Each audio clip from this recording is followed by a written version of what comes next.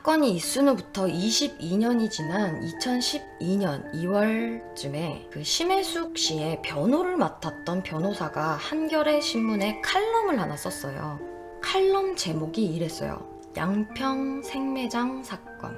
21 여자는 그렇게 무너져갔다. 이 칼럼을 보면요. 주된 내용은 이거였어요. 범죄와의 전쟁이 너무 보여주기식이었다.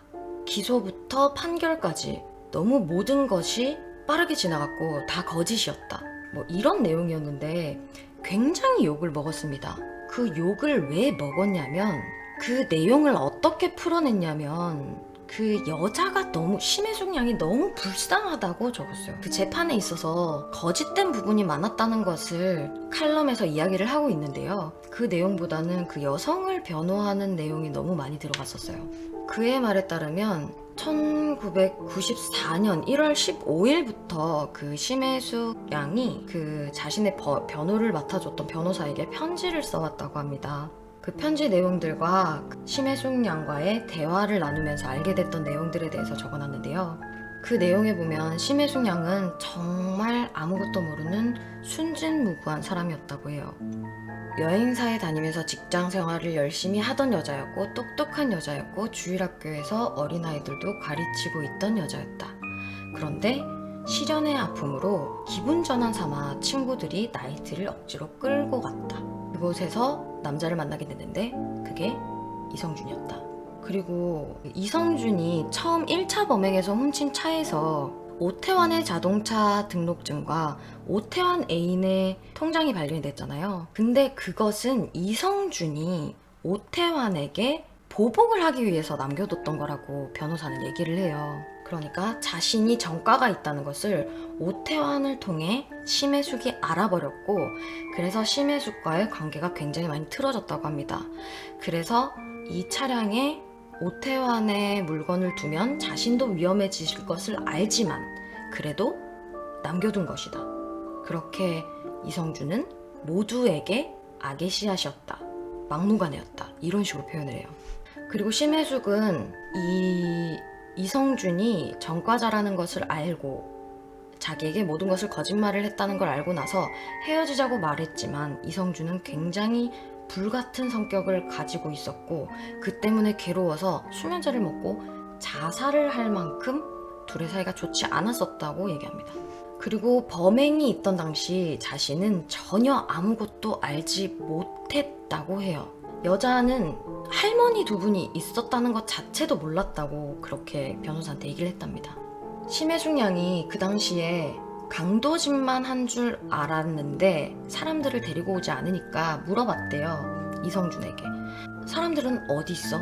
그랬더니 나무에 묶어뒀다고 했고 이 여자는 추위에 얼어 죽으면 어떡해 이렇게 말했으나 이성준이 1시간쯤 뒤면 풀어지게 다 묶어뒀다 이렇게 거짓말을 해서 자신은 아무것도 몰랐었다고 이 여자가 너무 불쌍하다고 말을 해놔요. 그리고 이들이 범행을 벌이기 전날 민박집에서 현금이 하나도 없었대요. 그래서 4만 원을 선불로 달라는 민박집 할머니한테 내일 아침에 농협에 가서 돈을 뽑아서 주겠다면서 심혜숙이 자신의 이름과 주소와 뭐 이런 걸 써뒀다고 합니다. 내가 그거 범행을 알았더라면 자신의 실명을 그렇게 남길 리가 없다. 이렇게 주장을 하면서 심혜숙이 너무 불쌍하다는 걸 어필해요. 그런데 진짜 실제로 그 말은 맞는 말이었습니다. 심혜숙의 항소심에서 증인으로 채택이 된 그 민박집 주인 할머니가 나왔는데요. 그런데 거짓말을 처음에 하셨대요. 저 여자가 나한테 이름도 적어준 적이 없다 이렇게 말했지만 변호사와 판사의 추궁에 할머니가 말을 번복을 했고요. 그래서 이 증언은 신빙성이 없다고 판단을 하고 그 자리에 같이 있던 딸을 증인으로 내세웠는데 딸이 그 말을 해줬었어요. 그래서 범행을 직접적으로 알지는 못했을 것 같다라고는 말했지만 10년형이 내려졌던 겁니다.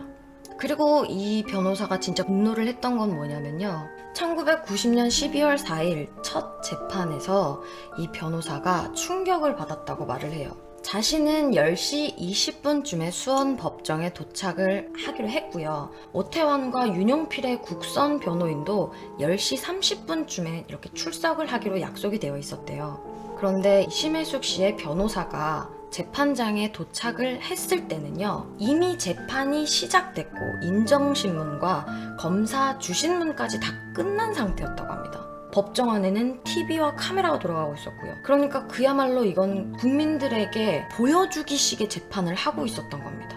공판 조서도 거짓 투성이었다고 해요. 이제 그 심혜숙 씨의 변호사가 늦게 도착을 해서 정상적인 시간이었지만 이미 재판이 시작되고 중간에 도착을 해서 말을 했대요. 이건 법적으로 무효다. 다시 처음부터 해라. 그렇게 말했더니 재판장은 요구를 무시했답니다. 요구를 무시하고 윤용필과 오태환에 대해서는 사형을 구형해버렸고요. 심혜숙에 대한 반대 신문만 일주일 뒤로 미뤄졌다고 해요. 그에 대해서 검사는 이렇게 말했었다고 합니다. 본 건을 철저히 그리고 신속히 심리해 주신 재판부의 노고에 심심한 사의를 표하며 이러한 피고인들을 위해서 과연 우리가 이러한 재판 절차를 거쳐야 하는 것인지 감히 반문하고 싶습니다. 이렇게 말을 했대요. 아무리 흉악 범죄자라지만 뻔한 재판이긴 합니다. 자백을 다 했고요. 증거도 다 나왔고. 하지만 사건이 일어나고 한 달 남짓 만에 1심 선고까지 다 마친 것도 모자라 이 재판 절차가 꼭 필요할까요? 라고 말하는 검사에 대해서 이건 말도 안 되는 거라고 생각을 했다고 해요. 그리고 공판 조서를 보니까 완전 과간이었다고 합니다. 국선 변호인들과 전부 다 재판이 진행되던 도중에 도착을 했는데 처음부터 출석을 했다고 허위 기재가 돼 있었고요. 취재 기자들의 편의를 위해서 공소 사실을 피고인들에게 묻지도 않았다고 했대요. 그리고 그냥 인정하느냐라고 묻기만 했다고 합니다. 남자들은 고개를 끄덕거렸고 여자는 가만히 있었겠죠. 여자의 공모 사실에 대해 중요한 증인이 될 남자 둘에게 심지어 이 여자도 사건에 공모를 했느냐 아니냐 이 같은 질문 한마디도 던지지 않았다고 해요. 그래서 이 변호인은 판사에 가서 조서를 사실대로 기재해라. 그리고 재판을 처음부터 다시 해라고 요청을 했지만 바로 거절당했다고 합니다. 이런 쇼 같은 재판장에서 재판장과 법원 서기를 허위 공문서 작성죄로 고소하겠다고 이 변호사는 기자회견을 했대요. 그랬더니 TV에 막 실시간으로 보도가 나가던 이 재판이 저녁 9시 뉴스부터는 일체 방송이 되지 않았답니다.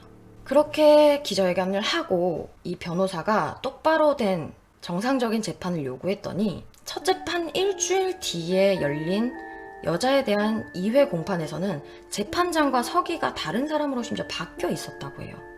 범죄와의 전쟁으로 한 달 만에 큰 사건을 해결하고 바로 사형으로 마무리하면서 뒤덮으려고 했던 것 같은데 그런 의지를 가지고 있는 재판장에게 1회 공판 조서가 잘못된 걸 입증하기 위해서 이 변호사는 당시 TV 동영상과 서기, 검사를 증인으로 신청을 했다고 해요. 하지만 그마저도 거절당했답니다. 그마저도 거절당하고 여자에게 공모 부분에 대해서 몇 마디 질문을 하고 그 심혜숙은 당연히 나는 살인은 하지 않았습니다 라고 말했겠죠. 그 이야기만 듣고 재판이 끝났대요. 그런데 그렇게 재판이 끝난 이후의 조서에도 검사가 공소장대로 쭉 여자에게 질문을 하다가 그 심혜숙이 계속 부인을 하다가 끝끝내는 너무 화가 나서 그냥 죽여버렸다 이렇게 인정을 한 걸로 써져 있었다고 해요.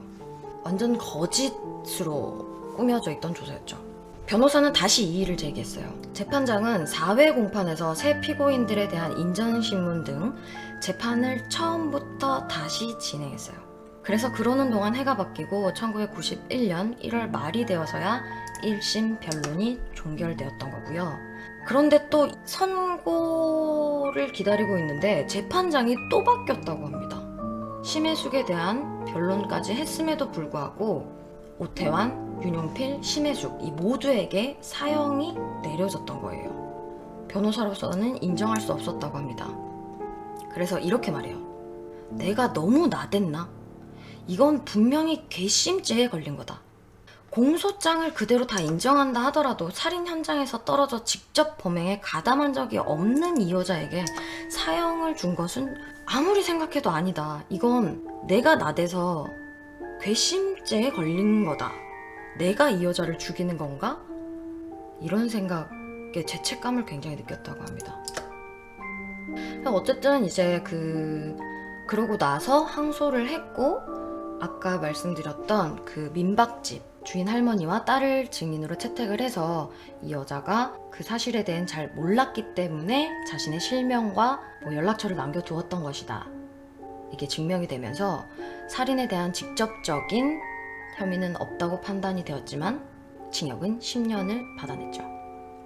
이렇게까지 재판에 대해 문제점이 있었던 거에 대한 변호사의 이야기는 분명히 우리들도 알아야 되는 이야기였고, 그때 당시에 이 변호사가 노력을 하지 않았다면 정말로 심혜숙은 함께 사형 선고를 받고 집행이 됐을지도 몰라요.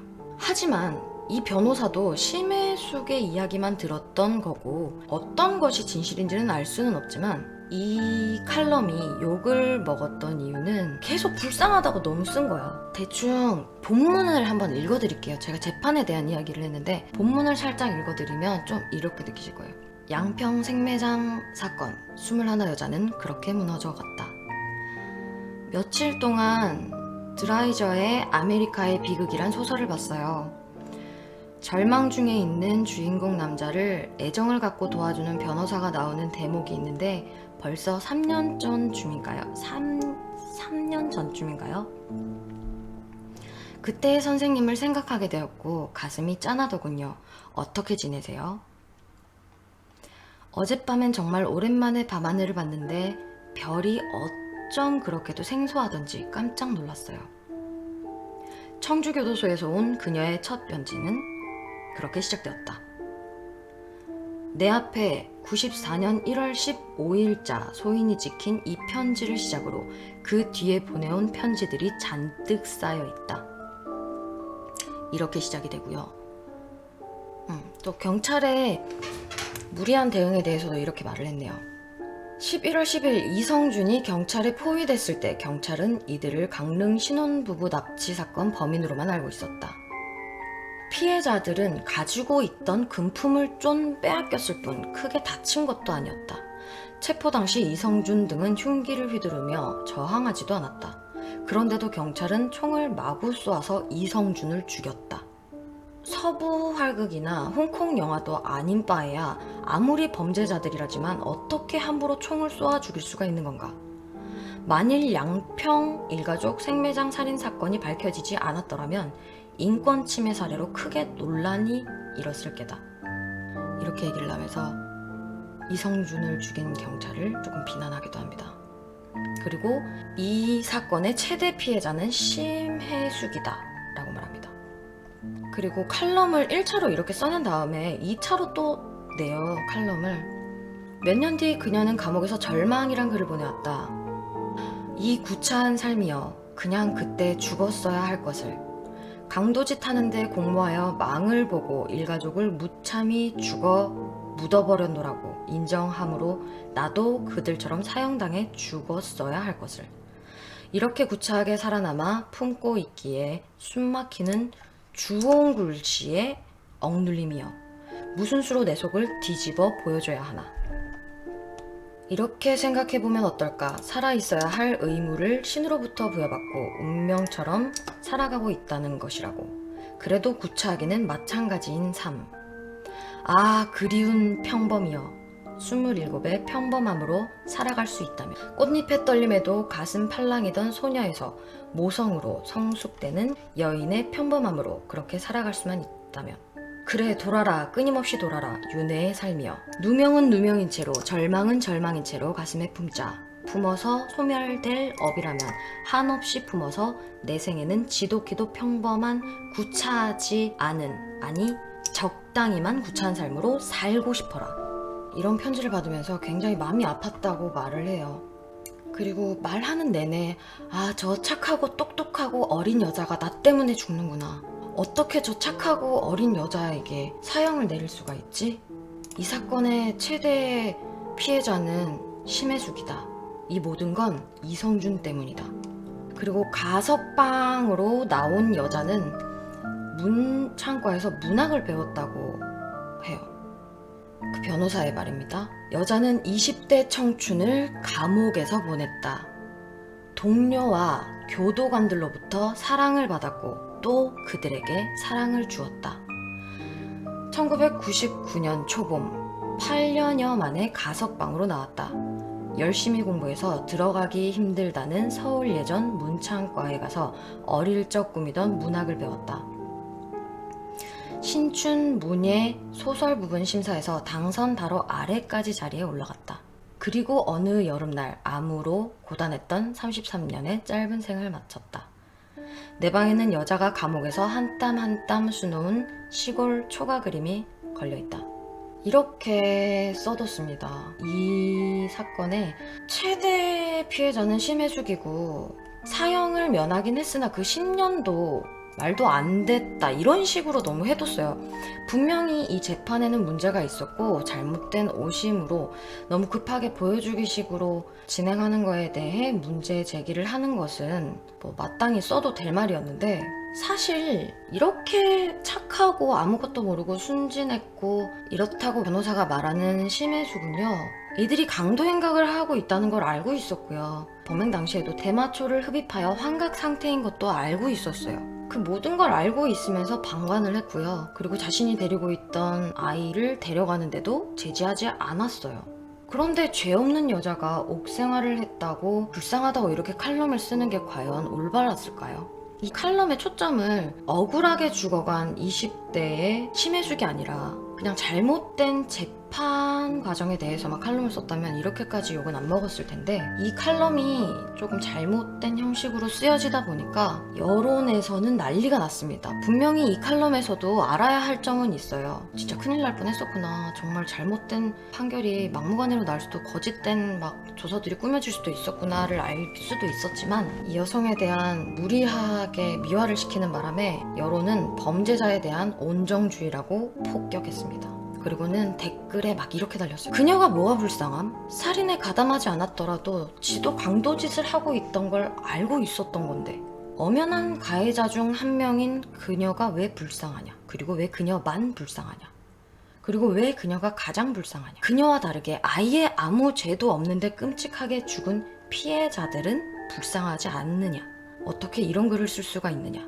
이런 댓글들이 막 달렸고요. 이런 댓글들 사이에는 심지어 유가족들도 있었다고 합니다. 확실히 그 당시에 범죄와의 전쟁으로 조폭들이 대거 검거가 되고 흉악범들도 많이 잡아들이고 했다는 건 좋은 결과로 보여질 수 있었어요. 하지만 이 사람의 칼럼을 통해서 조금 방향이 잘못되었긴 했지만, 이 칼럼을 보면서 그때에 급박하게 무언가를 변화시키려고 했던 것에는 좋은 이점도 분명히 있었지만 감당하지 못할 큰 부작용도 있을 뻔했고, 그리고 우리가 몰랐던 그 어떤 사건에서는 이런 식의 잘못된 재판으로 인해 억울한 형을 살고 있는 사람이 있지는 않을까라는 생각을 들게 하는 칼럼이었습니다. 하지만 분명 잘못된 건 불쌍한 심해숙, 이 주제가 됐으면 안 됐었다는 것. 22년이 지난 이후에 칼럼을 냈지만 거기에 댓글에는 유가족도 포함이 되어 있었다는 것. 항상 범죄에 대한 이야기를 할 때는 피해자의 생각과 남은 유가족들의 아픔을 헤아려 이야기를 해야 된다는 것을 느끼게 해주는 칼럼이었습니다.